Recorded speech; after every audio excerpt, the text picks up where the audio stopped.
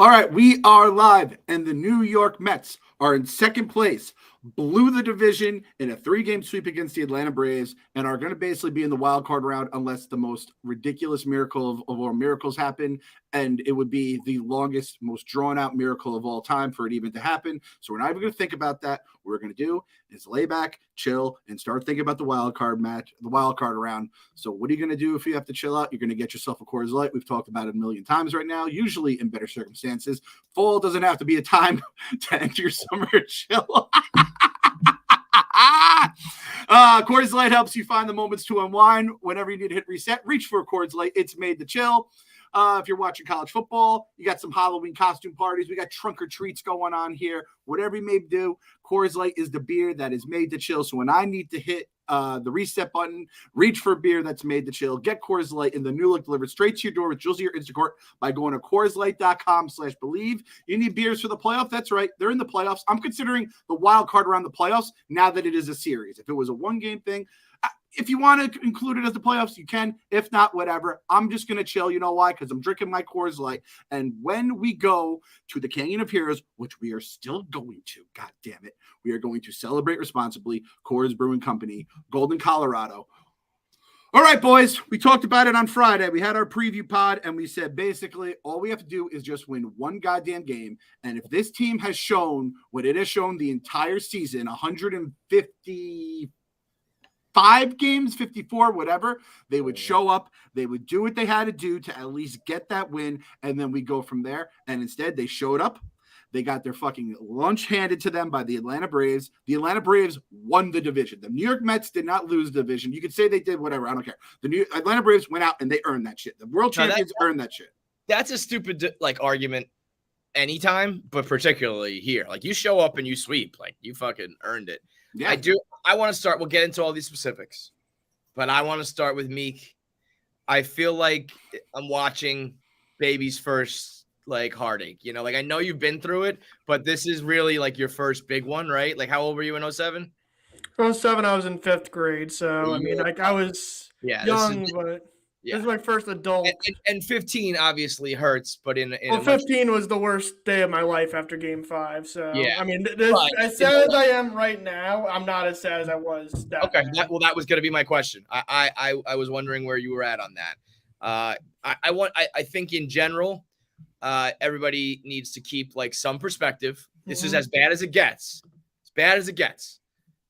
But no, that's my point. It's not as bad as it gets. We've seen way worse. It feels like it's as bad as it's gotten. In this moment, when you throw out all the past and whatever else, you think about this franchise, the bottom line is they had control and they blew it. But in the grand scheme of things, if you want to play that game and start throwing around what the Mets have done in the past and who they are and when they've collapsed, I think it's been way worse than this. We've been saying it all year. Oh, see, the problem with this weekend was all year, the people claiming that the Mets blew it, we had to just reiterate 1,000 times in a row that when someone else alongside you wins, plays 700 ball, there's nothing you can do about that. This was the weekend where there was something you could do about it. And they did the exact polar opposite. Now is the time to pile on about that. People talking about the 10.5 game lead in May. I mean, that was a fucking lifetime ago. There are teams who have huge leads early in baseball all the time. We never, the 10.5 was out the window 6 months ago, it felt like. So this was more just about putting your nuts down. And I think the difference here is that in the past, I think we were way too confident in teams that I now realize were never really that good until I saw an actually good team. You know what I mean? The difference here is we had 2 aces and a 15-game winner and a team that is third in runs and over the course of series always shows up in some regard, and they just didn't. That's way different than we were, an 88 win team and we just needed to hold on for dear life and we couldn't. This was, we need to play. We need to do we need to just do what we've always done. And they just didn't. That is heartbreaking in its own right. I just think I think the comparisons don't make sense. I think when There's the safety net of making the playoffs still. It doesn't make sense. I still haven't decided where I'm at on a wild card series. I know that I think wild card games don't really count, but a series feels like more like you made it. If you get swept, I feel like you didn't even, then you can just say you didn't play. But all of this is all just trying to rationalize and try to spin and minimize what is, the darkest day in my mind since 15, but it feels more. I mean, there's no comparison for what this weekend was. We had our best 3 pitchers lined up. I mean, DeGrom had a human outing. He was good, wasn't great.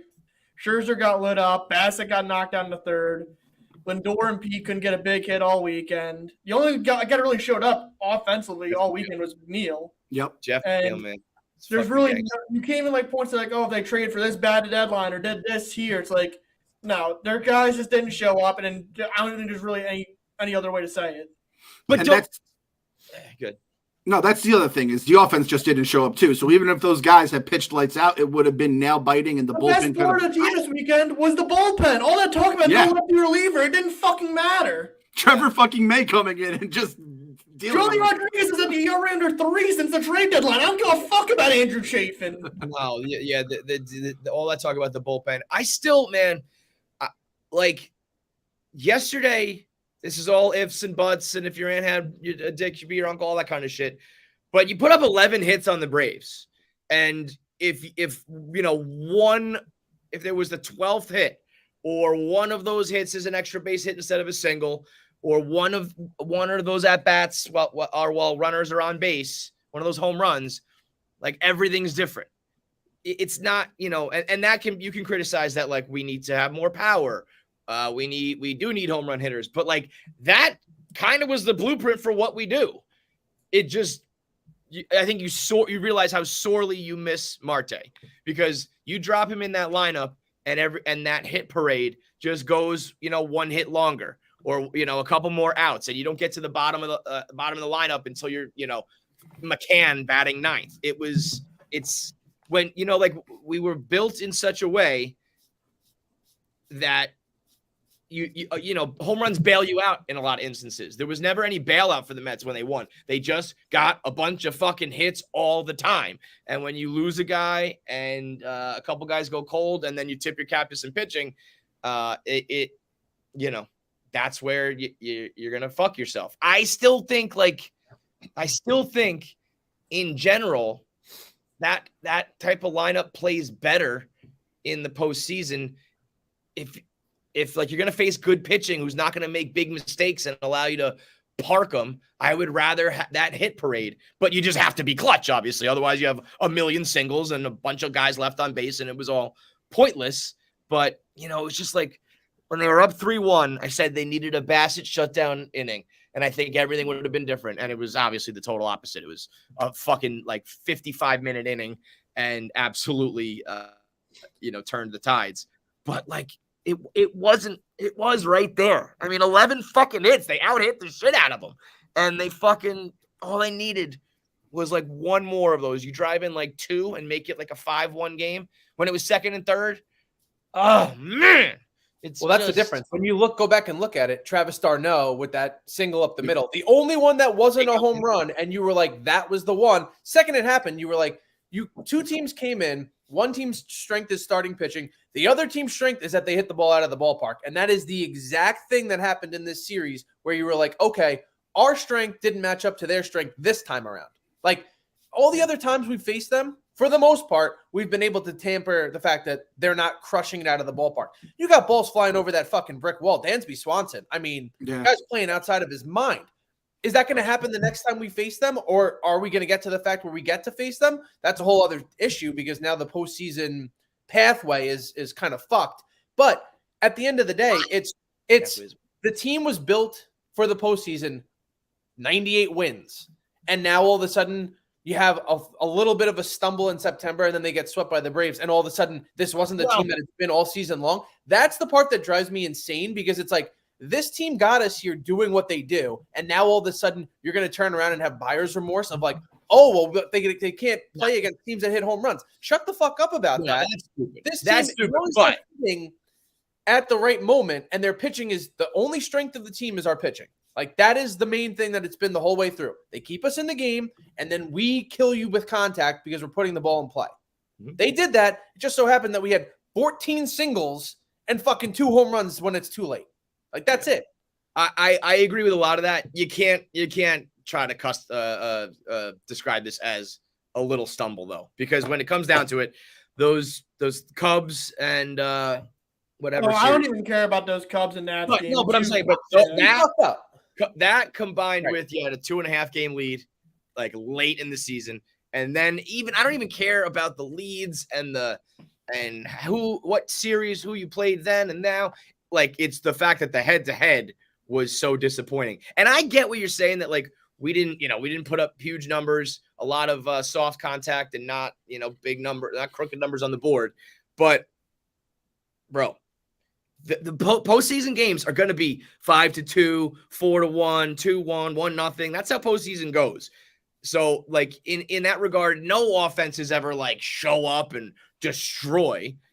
That pitching, I mean, it was fucking disappointing. It's crazy to say. Jacob deGrom gives you 11 fucking strikeouts and 3 runs, but we needed those guys to all be nails, and none of them were. I think it was like they gave up like 11 runs with 6 home runs. I mean, the offense could have scored more, but it's not like the Rays are the Braves were putting up like 12 runs or anything. It's like these games were all close. It did feel like a lot of times it was like 2 runs felt like 20 runs. Mm-hmm. Was it 5-3 last night? Yeah, 4-4-2. There's a 2-run deficit. And like the 7th, I was like, all right, we got 3 fucking innings, a third of a game here to score 2 runs. Oh, we got another runner on. All it might take is 1 swing of the bat. Oh, we got 2 runners on. Oh, they're in scoring position. Might just take a single. And it just never came, and it felt like we were miles away. It's just, I don't even know. I lost my train of thought. It's just, but I went into it. It was like you just hoped for one, but it was in the back of your head, that little voice that you didn't want to pay any attention to was like, you let this team stick around for 3 series leading up to this one. So you knew it was going to come down to it. And the second you don't come out like guns a-blazing and like, yeah, we got out to a 1-run lead twice. But like, that means nothing in the grand scheme of things. I felt good after, by the way, the Vogie bomb. I let out a noise.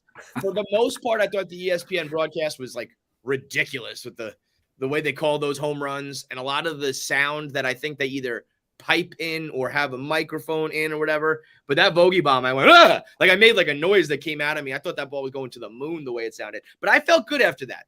I was like that, like, here we go. Because at that point they had a couple hits other than that. Like they were getting to him. They were putting a lot of bats on balls. And I think if we just got through that inning, even if like they scored 1, even if they like tied it up, but giving up the lead there, that was absolutely soul crushing. But I really like in terms of perspective, the Mariners really like fucked me up this weekend.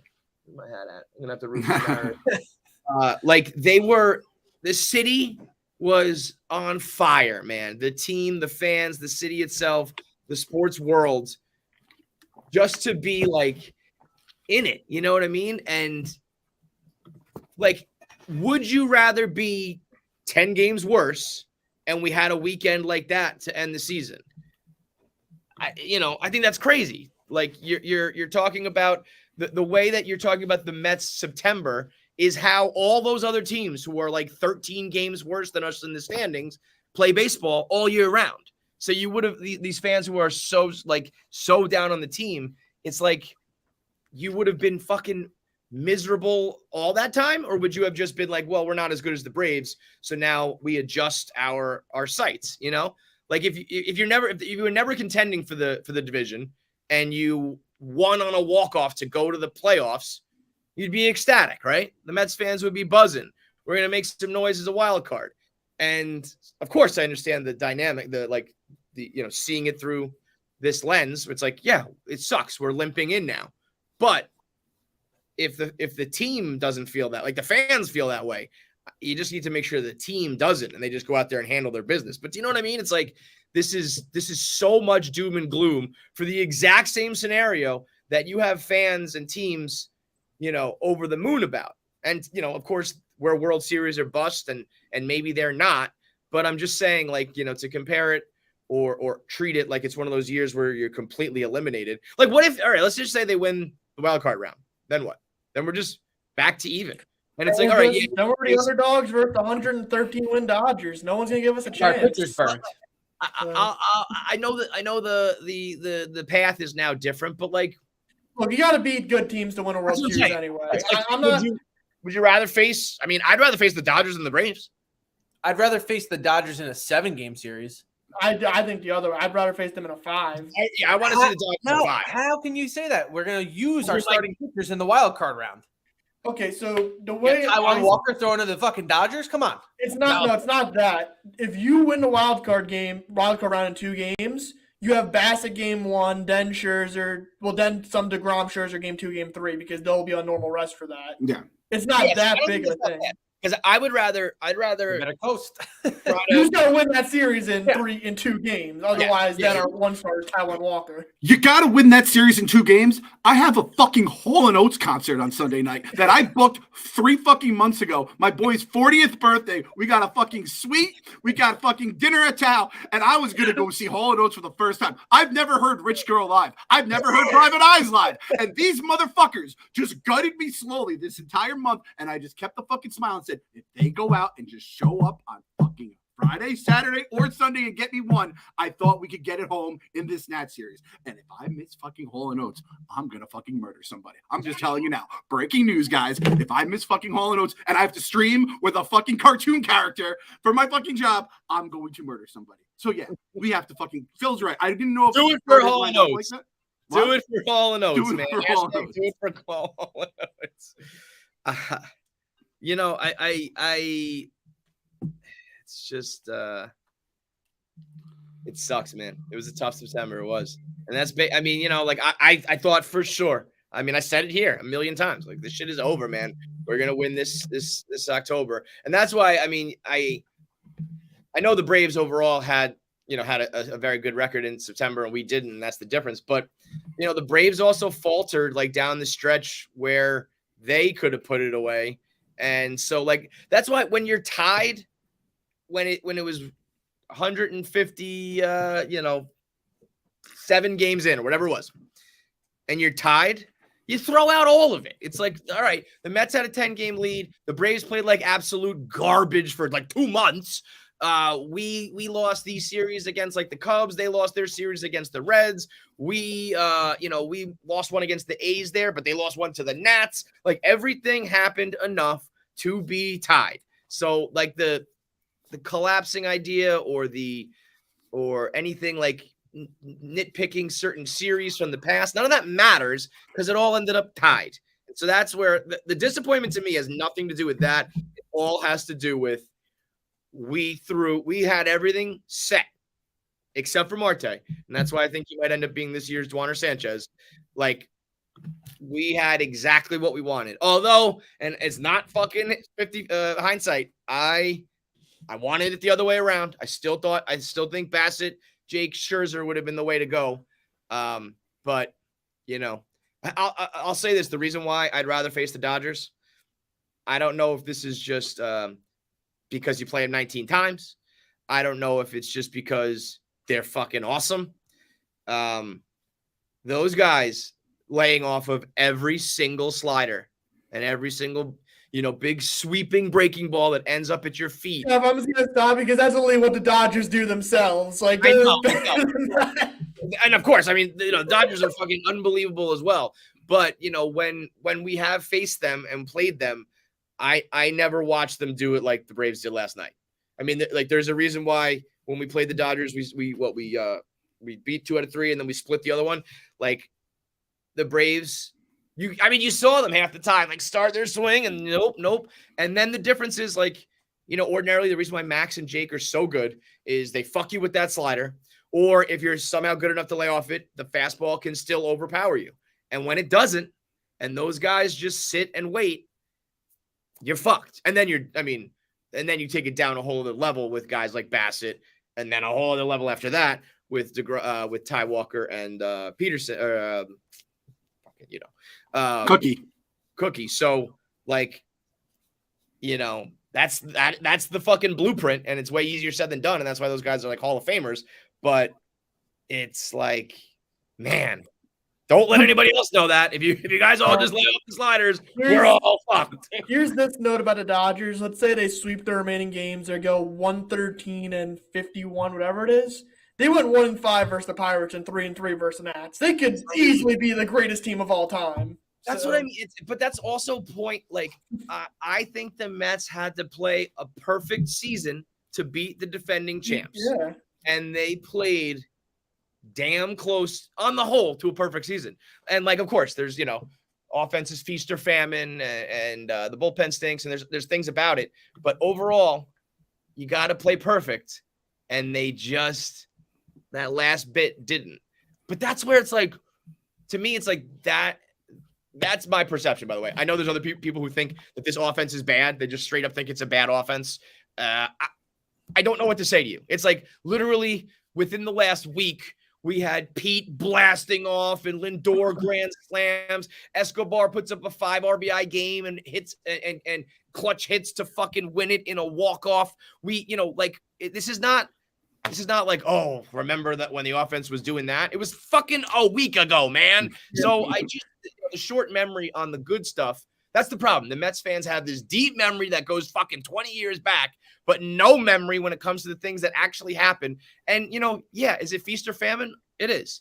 That's fucking baseball, dude. I wish we could go out. I wish, teams would love to go out and score 6 runs a game forever. But sometimes it's 10 and sometimes it's 1. And that's how the fucking game goes. And that's why the Mets usually were okay, because within those 2 games or within those 3 games or 4-game series, they usually have at least one of them. That's why I was convinced they would at least win one here.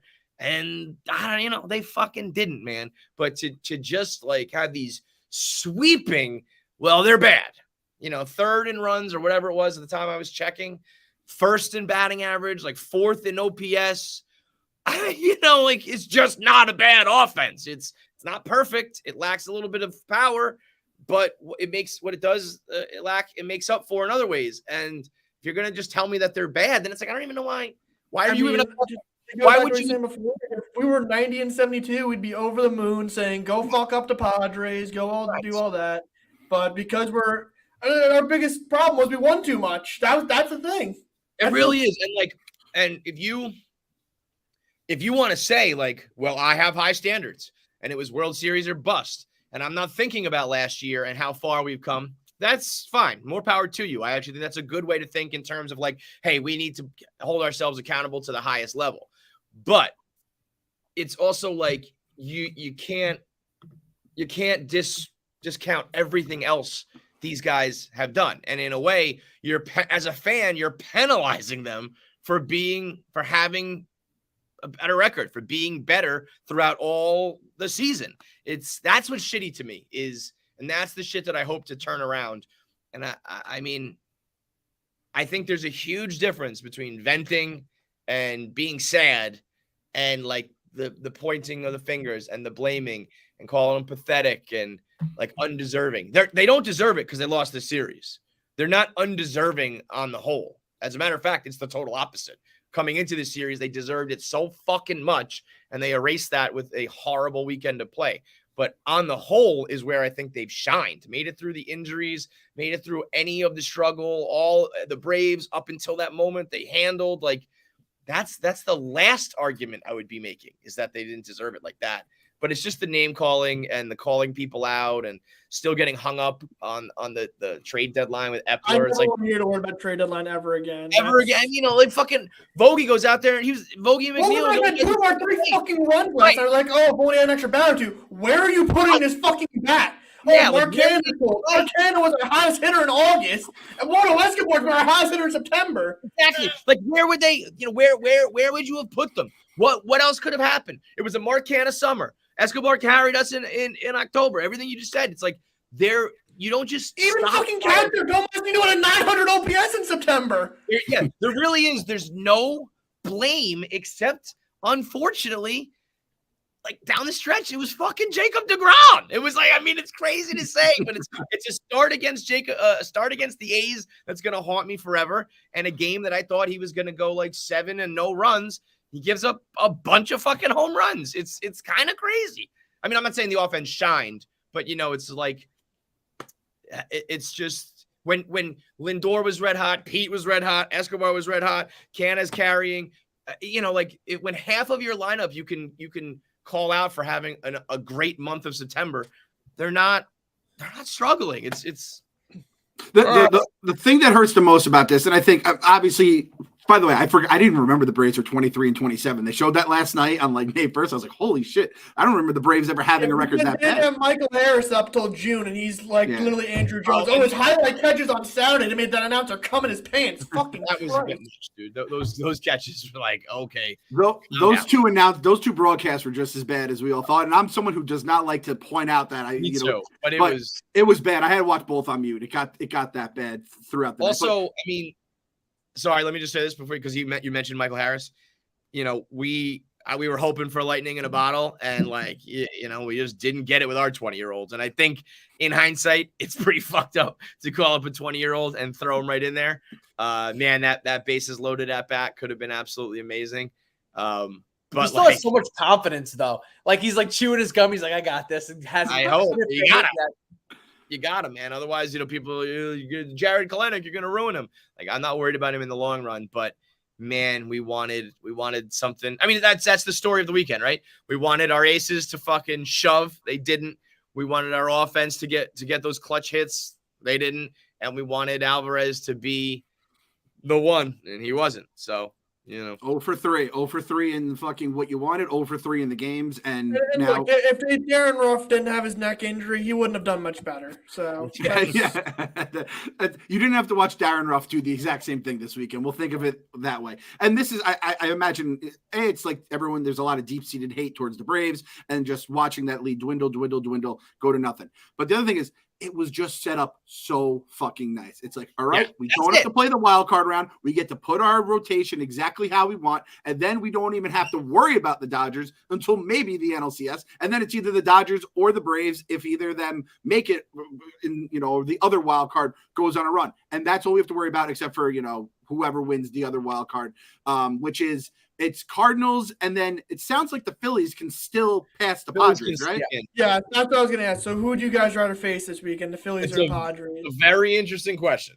I'd rather face the team that has had our number or the team we've had their number for the so that's if you subscribe to any of like that notion, then it's like if you think that you're afraid of the Padres because of what we did in the regular season, then you should want the fuck out of the Phillies, right? Because we beat the shit out of them in the regular season. But I feel like I don't know. I'm very torn because the Padres beat the shit out of us, and I'm afraid of their pitching. They also beat the shit out of us with a Juan Soto-less team. I know, and Soto coming into like his powers of being back at Citi Field. I'm like, God. Oh fuck! I didn't think about that. The funny part about those games is I think Eric Hosmer had some of their biggest hits. Like it wasn't even like Manny had a 2-run homer off Bassett. But that's true. The Soto thing is going to be interesting. It's like, has he still like been playing bad all this time? He's been pretty mad. I know he was terrible to start, but what if he just goes Soto, and hits like 3 fucking Superman getting back into like the yellow sun. He just walks into Citi Field and then he becomes the guy that we've been the whole way through. I hate to tell you, there's another guy. He doesn't look like Juan Soto, but his name's Kyle Schwarber, and he does the same fucking shit to us, right? And then you're dealing with Bryce Harper on the Phillies. And you're dealing with imagine being 15-4 or whatever we were, and I still don't want any. I want no smoke with the Phillies, man. Wild. I think we could beat either one of those teams. I'd just prefer the Phillies over the Padres. That's just me because I think we can get to the Phillies bullpen pretty good. And I'm pretty sure the Padres have the tiebreaker over the Phillies, right? The Phillies have a tiebreaker over them. That's what I meant. Phillies have a tiebreaker over the Padres. The Padres just lose out and the Phillies win one game in Houston, and we get honestly. Wait, sorry. What are the scenarios again? Like, how close is it? Basically, the Padres have a half-game lead on them because they're up 1 game, but they don't have a tiebreaker. So if the Padres and Phillies are tied, and who are they playing? Padres are playing. Padres get the Giants for 3 games. Phillies have to go to Houston. but Houston's just chilling. Houston's playing their starters because Dusty Baker cares about the integrity of the game. I love Dusty. You fucking crazy old man with your toothpick. Well, there's no scenario where the Phillies get swept in Houston and the Brewers sweep the D-backs. That's like a 1% chance of happening. That'd be wild. I mean, it's baseball, man. Weird shit happens. Neither of them. And this, as confident as I've always been, and they could easily go out there and just win 2 real quick at home. This does have like, disaster written all over it in the sense of they're the only 2 teams, like every other. I like the Brewers. I would be like, whatever, Yeah, if we matched up versus the Brewers, I wouldn't give a fuck. There was nobody else really in the mix. I guess it would be like I feel like I'd probably the Cardinals is like to me even like a toss up there. I know they've got some fucking studs, but it's like the one team that beat our ass all year and that their pitching like has shown that they can shut us down. And the Phillies who are like we beat the fuck out of them, but all year I just felt like I don't know, man. This team, this lineup, like, and wouldn't it just be perfect that it's, fucking Wheeler or whatever, It's just like I can see these things written in the stars, Part of it is like, we've only got the Musco, like that Stankoff yet? I don't know, probably not. If this team is the team of destiny, they've got to slay the team that like we were worried about the whole way through. We're like, oh, we just don't want to see the Padres or the Phillies. And then the Dodgers have nothing but lefty starters. And that's the only thing we've said all season long is that they can't hit the lefty pitchers. Yeah. So, like, if this is the team that's going to do it, it's going to be like 2015 all over again. Someone needs to get hot. Marte needs to come back. There's a lot of factors that, like... I totally agree with all of this, but, like, looking at this as the biggest picture possible, this team goes as far as Jacob deGrom and Max Scherzer takes it. Yep. And so Phillies, Padres, Braves for 5 or 7, Dodgers for 5 or 7, starting, resting, doesn't matter. The offense doesn't even really matter. The offense will give you like a couple. And on good nights, in the playoffs, hopefully somebody gets a hold of one and they give you a 5 or 6. But it's just Jake and Max, and they were not Jake and Max. They were close, but they weren't. And so that's it. That's fucking it. If DeGrom and Max go out next weekend to give us 7 innings, 1-run, 2-run ball, we'll be playing the Dodgers. I'll be happy enough to say that. And I take solace in knowing every other team's like, fuck, we have to play the Mets. And we could run into them at the right time. We should be thinking that the other way, too. It's like, oh, we don't have to face you, Darvish. Like, yeah, the Padres probably don't want to face Jacob deGrom. Right. But I do feel like the 2 things that scare me is that for Jake, it's been like a month. It's not like a couple bad starts. It's been a month of bad starts for Jacob. I say in quotes if you're listening. And Max is like, that scared the fuck out of me because I was like, what? Like they were even hitting him hard. That's the other thing. Every ball off the Braves bat this weekend sounds like a gunshot. Like, man. And that to me felt like it. I would have really thought if I was a betting man, I would have, very responsibly put everything I've got out there, and I would have fucking lost. I mean, that was scary, and that scares me because it's like, is he running out of gas again? Does he, is this what happened last year? Like, is time catching up with him? Also, I want to see the blister. Show me the blister. Like, what and how bad is it? Because if you got a blister again, this week and next week, like, what happens then? Because I do understand, like, it's fucking gotta be hard. Your body's fucking aching every time you throw a fucking pitch, but also seems a little convenient to me when it's like pretty much any time we've seen Jacob deGrom be bad his whole life, it's because of injury, right? Yep. When is he bad just because he's bad? Like, never. Surprised there wasn't an MRI. I mean, I do buy the whole blister thing because that Oakland start, he couldn't throw a slider at all, and then Friday night he just had no control of his fastball. Even still, 3 runs, 11 Ks, whatever. Like, that's crazy. A bad outing. But it's true. It's like how does that guy leave him right over the fucking plate sometimes? There is like that's how the Braves beat you. It's just like just don't leave them over the plate. If you're gonna die by walks, you're gonna die by the a rally, but you just can't leave it over, especially against the boppers. Dansby. By the way, Dave Stewart rebuked for trading fucking Dansby Swanson and Ender Inciarte. for Shelby fucking. You don't talk about this enough. The GM that basically built last year's Braves team, he's banned from baseball for fucking cheating in the international market. But no one gives a fuck because it's not the Astros. Yeah. Wow, I did not know that. You'll Google John Tropolello or whatever. You'll be amazed at fucking why he's banned. I'm gonna give you guys some spin zones to try to make you feel a little better. Does that sound good? Is this a place that I can do this right now? Number one spin zone. We don't have to hold our breath the next 2 nights during Taiwan and Cookie starts, which would have been like Cookie would have given like 2-0 at the top of the second. It'd be like, what the fuck's going on right now? All right, that's number one. 2, no Cardinals voodoo until the NLCS if the Mets make it that far. Oh, I'm gonna stop you right there. There's 0 chance the Cardinals are gonna get past the Braves. All right. If I were a betting man, I'd say take the Braves in a potential series. There's 0 chance they get past them.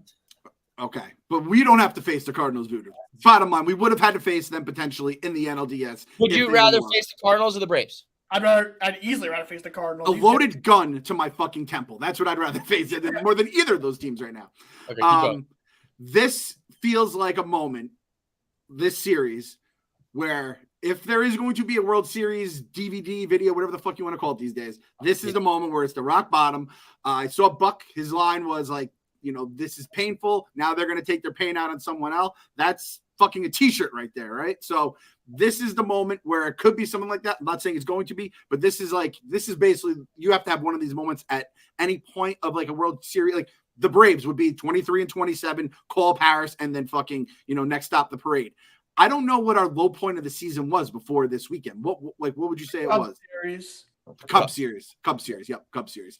Which this feels a little bigger, right? a slight bit bigger than the Cubs one. Who, by the way, the Cubs are the NL East fucking champions. We've already learned that one. No disrespect to the Braves. You guys have an answers. The Cubs ate all our lunch. And then I don't know, all that shit together. It almost was too fucking easy. It's the fucking Mets. We know how this is. We've lived this life a million times. It would have been awesome, but I guess the only other thing is, it feels like when the Mets make the playoffs, they basically do damage other than the Connor Gillespie game. So those are the spin zones. I'm just trying to make you guys feel a little bit better right now. I mean, it could be a dream playoffs where the Padres are a breeze. We're a huge underdogs versus greatest Dodgers team ever, maybe greatest team in National League history. Beat them in 5. I mean, versus the Braves. To me, if you win the wild card, everything's great. To me, there's no more, because you can talk about the path to the but that all these teams are good. Seriously, think about it. The Dodgers are the best team ever. The Braves, I think, are suited to the Braves. I think if they played, I said this about them a couple weeks ago.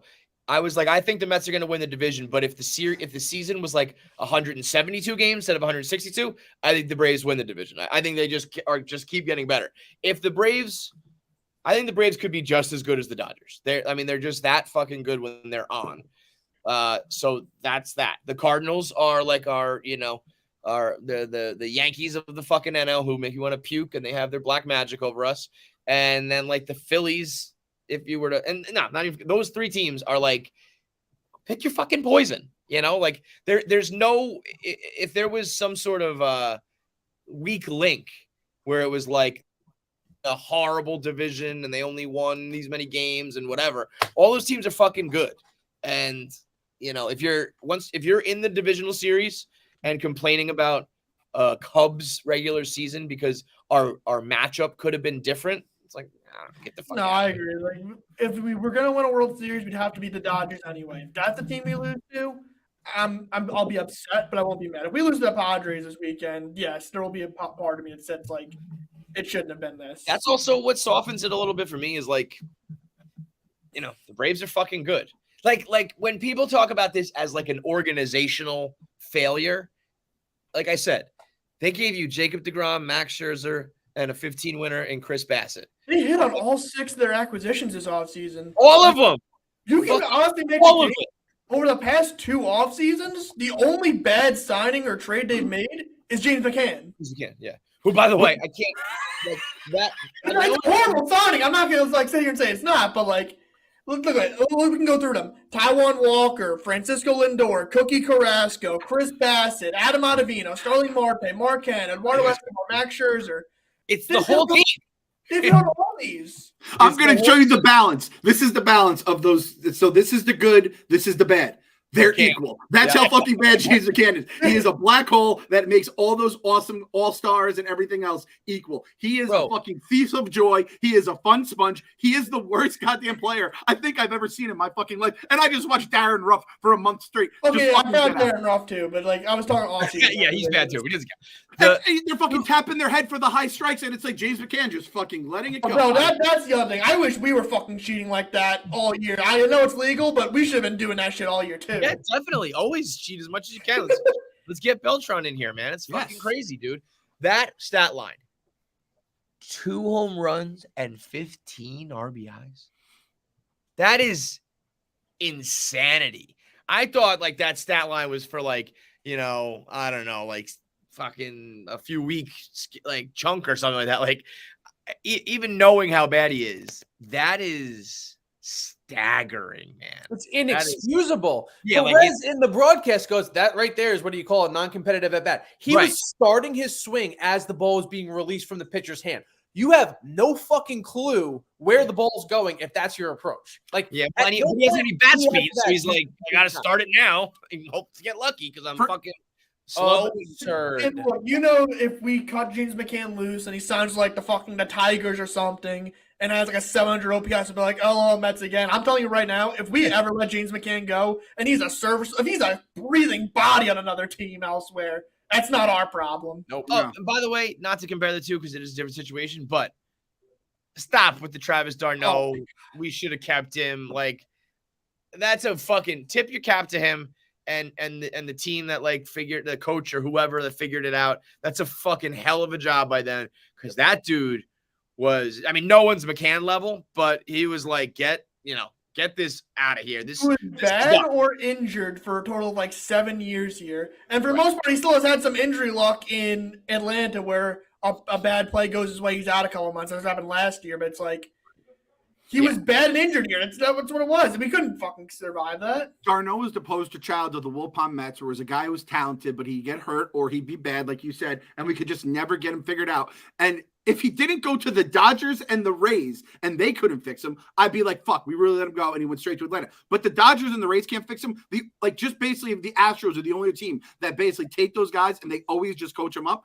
I can rest at night knowing those other two teams couldn't get anything out of him. And they're like, nope, there's nothing here. And then the Braves did it. It sucked. It's for the Braves. But at the same point, like, yeah, you just tip your cap and you fucking move on.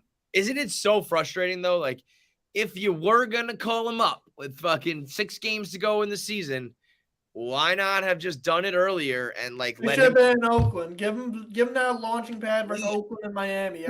Or even like bring him up a long time ago, let him take his fucking lumps, and by now I say we fucking bat Alvarez leadoff this series and let him get as many at bats as he can to maybe figure some shit out or something.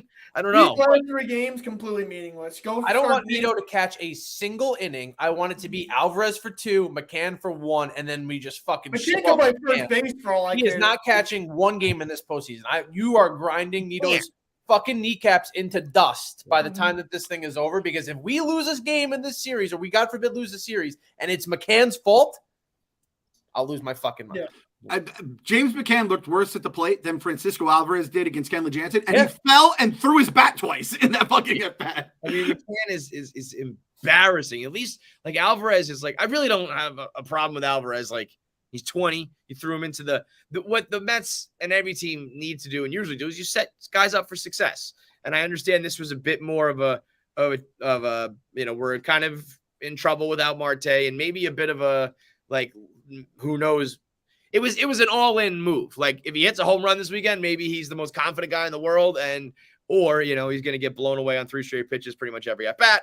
But to me, I'd always take that risk. It just is very tough to do it in one goddamn weekend. Like, I can't get on Alvarez. That's not fair. What I can get on is Buck a little bit. Not the finest of series for our boy Buck. Because, like, I probably would have gone to Vogie there.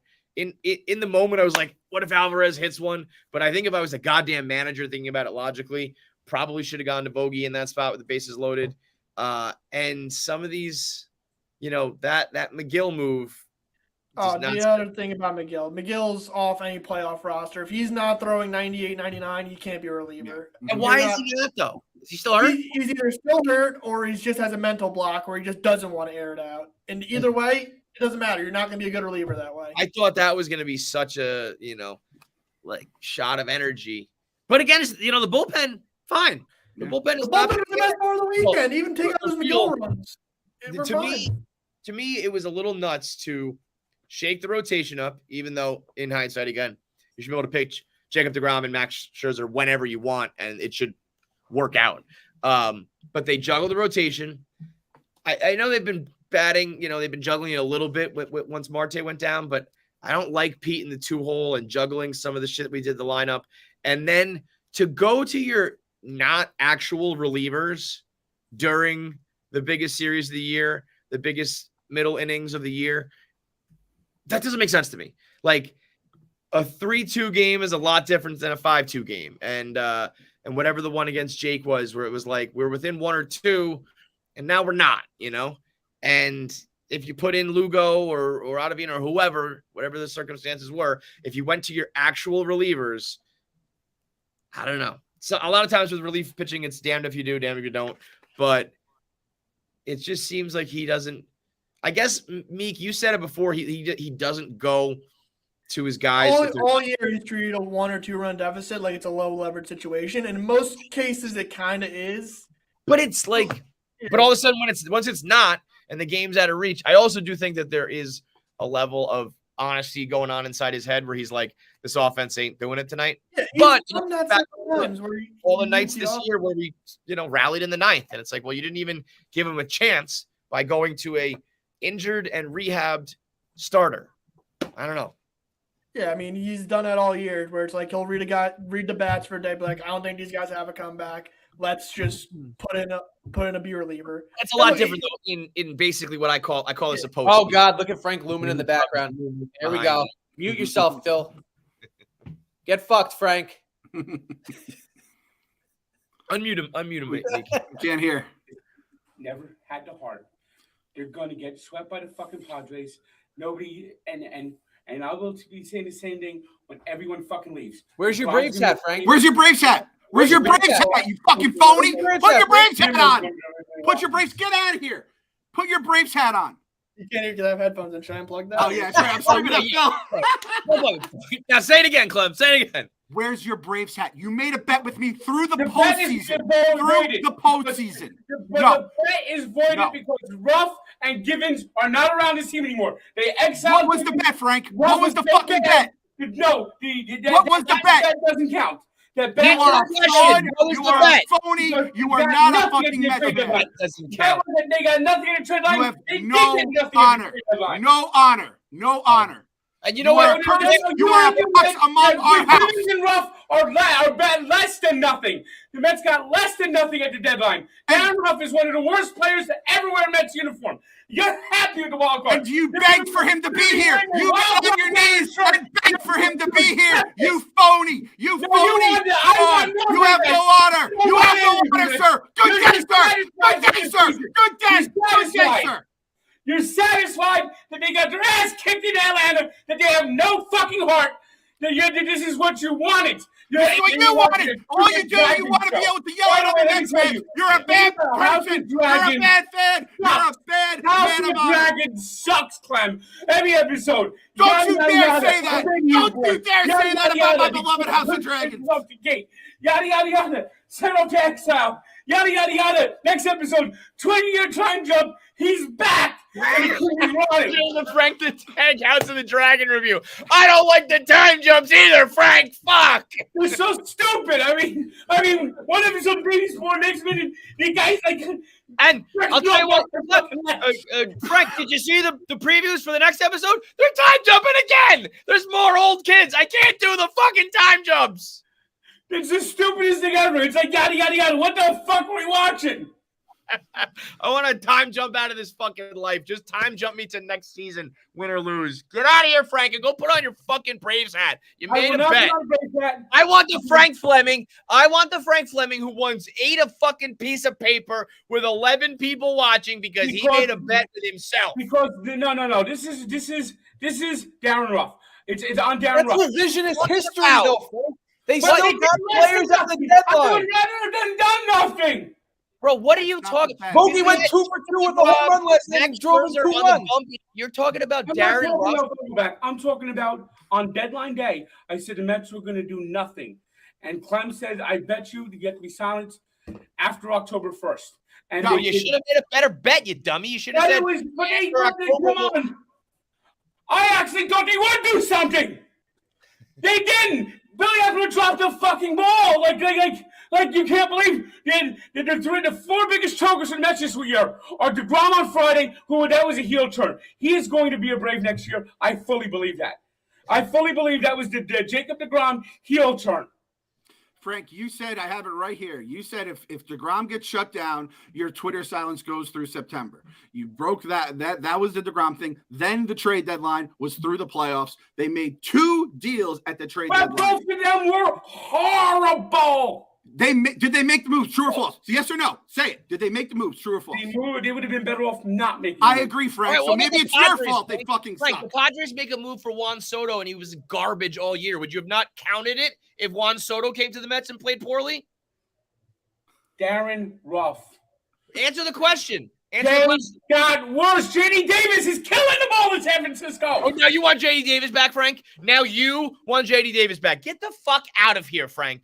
You That's are why I the biggest said flip-flopper in the goddamn That's why I world. said that trade. And you know what the real shame of it is? Clem said it the best. The real shame of it I all- will not wear a Braves hat. I fucking hate that team. You love that team. That's your favorite team. It is. I It's would. every I'm other telling you right now, in if the the world. Braves and Yankees play each other, I'm gonna get a fucking Yankee hat and put it on. That's how much I hate the Braves. No, you fraud. Please go. We would love to see you gone. Get the fuck out of here. You want to talk about we love this? I You love the protest. wild card? I You know who loves this? protest. Fucking you. Because all you do is exist when the Mets are bad. You love them being bad. Out of everyone, Wait till you see. Wait till you see this offseason. It's gonna be bye-bye. Okay, get out. Bye-bye Diaz. Goodbye. Bye-bye Bassett. Bye-bye Nimmo. Nimmo's already gone to the Rockies as far as I'm concerned. DeGrom's already a Brave as far as I'm concerned. And I said, Then Frank, what do you want? Then go away. I was going to ask Frank to bet it. What am I going to do? The guy doesn't honor his bets and he doesn't honor the punishments. He is an absolute fucking dishonorable motherfucker. He's basically Brody Van Wagenen. Brody Van fucking Tankinen right there. Brody Van Tankinen. You're a Wilpon! All right, I'm kicking Phil. You're out of this for now. We have to get Frank out. Phil, we'll get you back in whenever Frank leaves. We may have to edit that out of the podcast because people who are not watching are just like, what the fuck just happened? Madness, I lost my mind for a minute there. We'll move on to we'll look ahead to this next series against the Nats, followed by the wild card round. And if you got to get tickets to the wild card round that we didn't know was going to be a thing a couple of days ago, you got to go to Game Time. Game Time is created by fans, for fans. It is the ticketing app that makes it easier than ever to score last-minute ticket deals to sports, concerts, and shows, and they guarantee a lower price. Again, the lowest price, excuse me. Again, we didn't even know this series was going to be a thing for us like a week and a half ago. It was basically worst case scenario, but now we're getting playoff baseball in Flushing. So we have a ton of Barstool people used it. Kev's used it. I've used it. Phil used it. We all love it. You get Stu Finer seats without paying Stu Finer prices. I think the tickets are relatively cheap to begin with, and then you get the little Game Time deal on top of it. How do you get that Game Time deal, Clem? I'm so happy you asked, friend. Download the Game Time app, go to the account tab to create a login, and redeem code BELIEVE for $20 off your first purchase. Terms apply. Download Game Time. Last minute tickets, lowest prices guaranteed. Welcome back, Phil. Sorry for booting out there. No, you did right. I had no idea. That was Frank probably just found me where I was. So. No, It's you were being held hostage. Yeah. It was the Viva La Stool fucking Lord Laris crew. We got to give the fans what we want and argue with Frank and all that, but I mean, any self-respecting Mets fan or like adult human knows the deal here. Like he talks about, we love the wild card and we wanted this. Like, listen, if there's one person who wants the Mets to fall, it's Frank. Like it's his whole existence. It's the only time he's got the juice. He loves it. Whether or not he even realizes it, he fucking loves it deep down or needs it deep down. Because when they're good, and you know what? The real shame of it all for a guy like him and all the people out there, and it was crying wolf for so long. They were wrong so many times. If there was anybody out there that was like, this team is great, but like they're gonna face up against the Braves and like shit the bed, I'd be like, all right, you called it. You know what you're talking about. But the motherfuckers who cried all year long and they, you can't be wrong like 7 times and then on the 8th be like, I told you so. Because it was a 10-game lead and we blew that and then it ballooned back to 6 and then it was down and then it was to 4 and then it was to 2. It's like it was like a Coke machine being flipped over. But every single time you cried about it, they answered. If you stayed the course the whole time and just said like, yeah, no, like, I get it, but it's going to come down to the very, very end and all that, then I will tip my cap to you. I thought it was going to come down to the very end the whole time, and it did, but just it went the wrong direction. But everybody said over and over and over again, it comes down to this final series. So the people who were, crying about games a month ago or 2 months ago, or talking about leads that were 4 months ago, 5 months ago, I just, I said it's like my crusade is to try to change this fan base. And, I got people being like, I was like, give me one shot at Kenley Jansen in the 9th. And people were like, you're making this fan base look bad. What? Because I'm hoping that a closer who has a tendency to melt down at times, like I'm still because I'm still rooting for my team in the 9th inning of the biggest game of the year. I'm making the team look bad. The fans look bad. It's like, what are we even talking about here, man? I just don't get those. The real shit for me, there are people, I look at their tweets and I'm like, these fucking Braves fans like get under my skin. And then I look at their name or their Twitter avatar and it's a Mets fan. I'm like, you're saying the exact same shit. I have like 200 blocked accounts. I'm turning a new Rico where block. But it's not that. They're all like 5 follower, 14 follower Braves accounts where it's like, but that's I what I don't mean. want to deal with this. Don't you? I mean, a lot of the shit they say, it's, this team is fraudulent and like we've known it all year and like it was just a matter of time. And I'm like, oh, that's a Braves fan who's like, and they did like they TikToked me. I got contacted to death. I got TikToked to death. They fucking but that's a Mets fan. I'm like, oh my God, like you're doing the shit talking for the Braves fan. It's if it's a Braves fan that has like an actual account as like active, I say whatever, I'll tip my cap to you. When it's just a fucking burner, I'm like, get the fuck out of here. The amount of trolls, Yankee fans and Brave fans that try to get into that Mets community just to fire off one tweet and then get blocked and kicked out. I'm like, you are a loser, but you're also just like trolling the other fan base. I totally get that going into it. You're supposed to be on my side when you're a Mets fan. You're supposed to be in it. Well, enough is sucks. Clem always says, though, we're talking, I don't know. I think we're talking to a small chunk, I would imagine. But I don't know, man. Everybody you've ever heard of. The Frank disciples are just a sickness in terms of like, here's the thing. You're wasting your life for 162 games watching this team only to then turn around and be like, I was right the whole fucking time. They sucked. Right. If you thought they sucked, then hit the eject button at the All-Star break and stop being an asshole. That's because, Kyle, the internet is a drug. And like being right on the internet is a hit of dopamine that people love. I've always said when I was in the Wilpons days, I'd rather be wrong. Like let them prove me wrong and then I'll have egg on my face. But I don't think of this at all. The difference was when people like somebody said to me, like, the problem is, you change your whole shtick. And I've answered that question a million times, that it's not a shtick and that I'm just realistic given the circumstances I've given. In the past, things like this were an organizational failure because we would come down to the final week and we'd only have one good starting pitcher. And we would, fall short because we don't have enough hitters or whatever. They built a fucking almost what, hopefully at the end of this series, 100-game winner. The games, and that's the final step, right? It's like the first, you got to go over these, hurdles as you're turning a team around. And the last one is just execute on the field. The first one's get infrastructure, and then it's to build a product, and then it's to, get good coaching or whatever order. And then if you lose, you fucking lose. Like, I don't know if they had Juan Soto, if they had gone for Juan Soto and they lost this game, like the series, what would they say then? Would it be the same thing? It's like the team, the franchise went for it. in every way possible. Whether or not you're just not looking at the rest of the deadline. Vogelback is still the best bat that was acquired. The bullpen didn't matter this series. So if you're not talking about the trade deadline, we'll throw that out. We do have great starting pitching.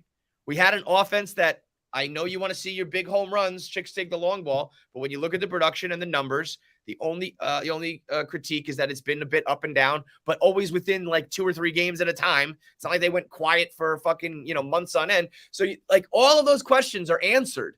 All that's left is they just didn't rise to the occasion on the field. And that, my friends, is sports. Sometimes your fucking team wins. Sometimes they don't.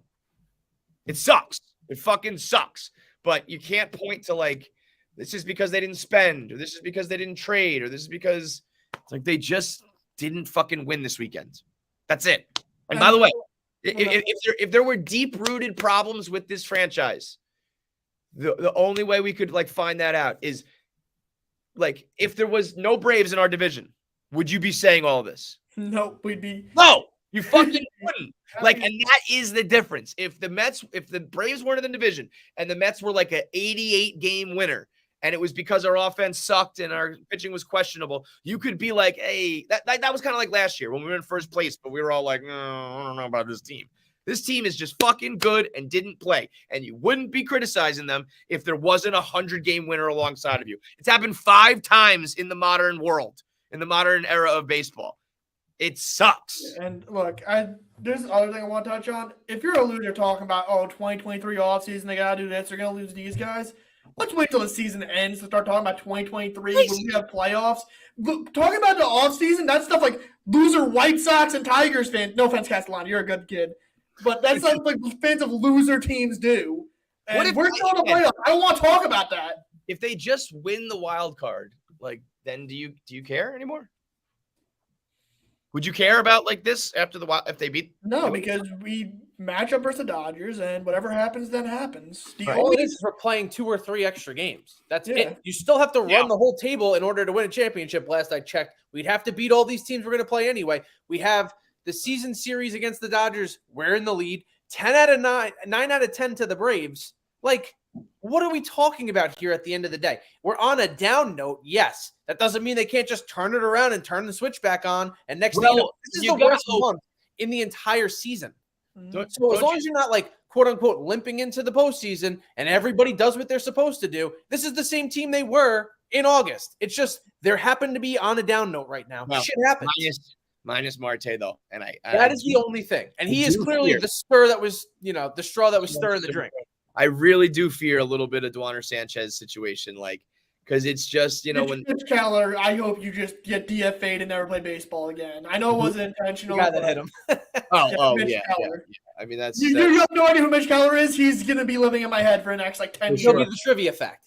No, I get that. I absolutely get that. What if he was also the cab driver back in 06? He needs. We need to get his middle name too. He's like an assassin. So Mitch Thomas Keller. That's who it is. Mitch Thomas Keller. The MTK killer. The MTK. I just if they win the wild card, I don't care, And the thing is, we're not gonna care. A good chunk of Mets fans aren't gonna care. The people who want to be negative, if the Mets lose to the Dodgers, say, well, they shouldn't have been facing the Dodgers until it was a 7-game series, yada, yada. People who want to be negative are going to be negative. People who want to be positive are going to be positive. People who are going to be realistic are going to kind of go with the ebbs and flows of how it all goes. That's the one thing I've learned, social media. There's a billion people that, we follow us that don't say a thing. Those are pretty much we go to Barstool, the ballpark. And I don't want people going out to be like, this fucking division's over. This team can't hit. It's all rational people. It's just you hear the fucking the negative Mets fans, or you hear the Braves or the Yankees trolls and Frank is right people, the fucking lunatics of this world, the mouth breathers. Those are the people you think that is all Twitter. It's the great minority. It's the vocal minority. I wish we could send out a fucking handwritten letter survey to people or something you're not on the internet, but where do you fall right now? Because how many people do you know? Think about your life as Kev. I know you don't have I know it's just these guys. Yeah, it's you're in the bunker with Mama Clance at this point and Brendan, but Phil and Kyle, I feel like all the Mets fans I know, they're all kind of like us, where they're like, this shit sucks, but this team's fucking good. This is like the best season we've had in forever. It's just you're dealing with a very, very vocal minority in these weird cults, or the people that want to be right by saying doomsday, because there's nothing exciting being like 98 wins, one more than the 2016 that they wrote fucking songs about, right? So Hey. I think that's just the way. It's just a product of social media and the way things work. You look at the back page of the papers. That was the old social media back in the day, right? And it feels like doom and gloom because that's how they move papers. That's how you move. That's how do you get tweets? By retweets and shit like that, by saying something loud and obnoxious. So it is what it is at this point. Like that's just my take on the entire like situation with this. Yeah, no, it is. And there's no, like, there's as much blame as there is squarely on the shoulders of the starting pitching and some of those at-bats from the offense. You know, it sucks that, like, what I will say about, like, the Mets black magic and the Mets voodoo and the Mets curse is, I've always said, even when we're good, there's something that pulls our heart out, you know? Mm-hmm. And it was Duaner Sanchez or the Wainwright curveball, or it was, contact. You got, well, yeah. But I was going to say, like, even like now looking back at 07, I was like, the team wasn't like good, you know, like this, like they were there, but what I was trying to articulate this to Pavs. I think the problem is we've been using collapse like the wrong way. Like technically this was the collapse in the sense of like we had good players who choked, like Jacob deGrom choked, Max Scherzer choked, because they usually perform here and they perform down here. I think what you realize is like in 07 and 06 even, they were a good team, but there's a reason why they never showed up again. Whereas the Phillies went on to win like the whole fucking, 5 straight years. So it's almost like those were good teams that were underperforming that, were able to catch the Mets because they weren't like all that good. This is the good team. This is a team that you can say should have and deserved to win until the last minute. The other teams I'm now learning, I'm like, God, if we held that team to this standard, we would have, If 2017 got into the playoffs, it would have been out in the first round. Yeah. 2008. That was the team. It's just, but I mean, at the end of the day, people, I think they love the negativity. They want the negativity from me and Frank and whoever else. But, that all spawned from a internal organizational full picture scale. Losing baseball, losing sports games, that happens. That sucks and it hurts. But it doesn't call for I sound like a teacher teaching, like talking to little kids, but it's like it doesn't call for the name calling and like the overreaction and the temper tantrum and the petulant bullshit. It just sucks. That hurts. Like that's where you'd be like, Jake, like you let us down and that sucks, but I know you're just as disappointed. Versus in the past, like the Wilpons didn't even fucking care. That's where the hate and shit stems from that. Like we're all fucking crying, and guys like Tom Glavine and the Wilpons are like, it's just baseball. Whereas these guys I know are like living and breathing and dying it, and it sucks just as much for them. But fans don't act like that. They just say like you're pathetic, you're embarrassing, and you don't deserve it. It's like, God. And all that being said, they have 98 wins and it just broke a postseason drought over the last 6 years. So like we're acting like this is like certain fans are acting like this is the funeral procession of like on our way out of the season. Whereas who's to say we don't just show up and fucking be the team that we were middle of the huge run? Like that is the thing that really I can't wrap my head around. And God forbid it does collapse and like we don't go any further, whatever the case may be. This would be the team that you lose sleep over for years to come when you're like, damn, we had that window. It was open. You never know if you're ever going to get it back again. But like, this is their opportunity. They just need to click at the correct time.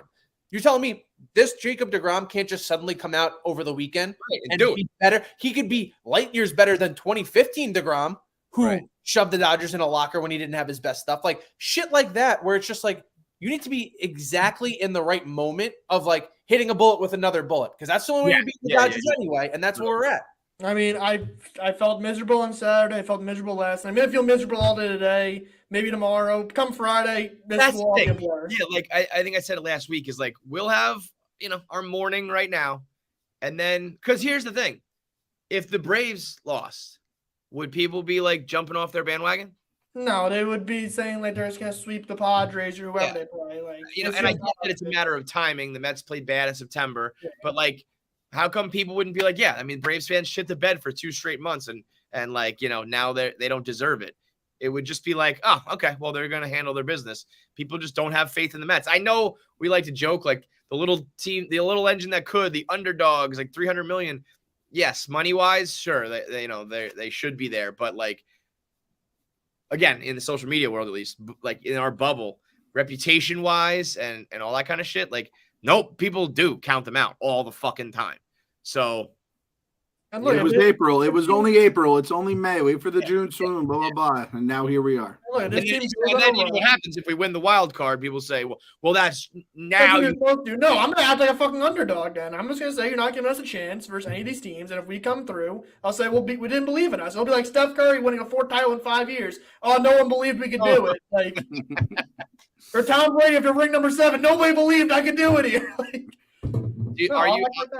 I am afraid, though, like, you Darvish might just fucking carve us up. That could happen. You know what? You got the pictures in October. That's what it is. Yeah, you're right, and that's just how it goes. Juan Soto or Kyle Schwarber is going to hit a couple home runs. That's a fact. Mm-hmm. There will be a motherfucker on either team. That's a fact.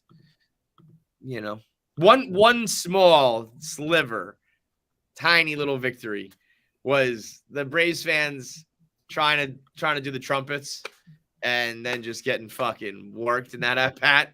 Like I'll never get over that. Him trying to like claim that. It's like, no, bro, no, stop it. But like, Diaz is so fucking good. It's just Jake and Max. We just need them to come back to life. Like, it's just them. And if you don't think that can happen, fine. I don't even know why you watch then. I personally think it can happen. If Jake and Max aren't going to pitch like Jake and Max the rest of the way, and the offense is going to wake up, we're fucked. We're cooking the wild card round. If not, That's why I challenge these people all the time on Twitter. I'm like, don't give me some long fucking expose about why you think it's the case. Just call it. Say, Kunzel.